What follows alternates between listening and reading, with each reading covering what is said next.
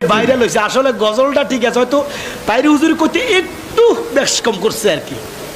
আসসালামু আলাইকুম রহমতুল্লাহ। প্রিয় দর্শক, তাহেরের সেই ভাইরাল গান আল্লাহর ধন রাসুলকে দিয়া আল্লাহ গেলেন গায়েব হইয়া, নাউজুবিল্লাহ। এই গানের আজকে ব্যাখ্যা দেবে উনি, চলুন আমরা একটু শুনে নেই।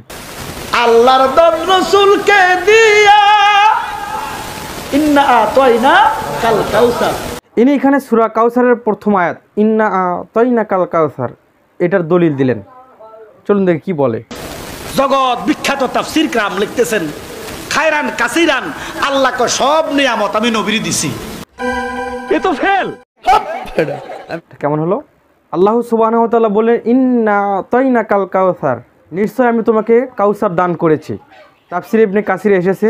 তাফসীর ইবনে কাসিরের বিস্তারিত বর্ণনা আপনারা পড়ে নেবেন ইনশাআল্লাহ।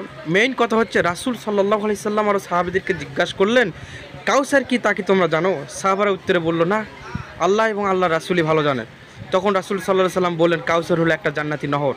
অর্থাৎ আমরা এখান থেকে বুঝতেছি রাসূল সাল্লাল্লাহু আলাইহি সাল্লামকে জান্নাতের নহর দান করা হয়েছে। আল্লাহ বললেন একটা, আর এনারা অর্থ করতেছেন আরেকটা, মানে কোরআনের অপব্যাখ্যা করতেছে আর কি।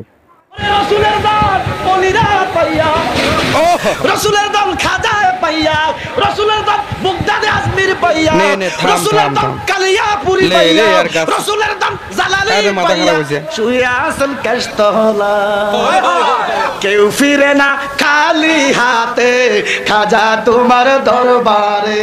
নাউযুবিল্লাহ, আস্তাগফিরুল্লাহ। ঈমান শেষ করতে যা করতে হয় আর কি। আর এরাই হলো তাহেরির ভক্ত, তাহেরির মুরিদ, তাহেরির গ্রুপের বক্তা। দেখেন আরেক বক্তা সূরা ইখলাসের কি অর্থ করে দেখেন, একটু শোনেন। কোরআন বলে কুল হুয়াল্লাহু আহাদ, আল্লাহ কারো থেকে জন্ম নেয়।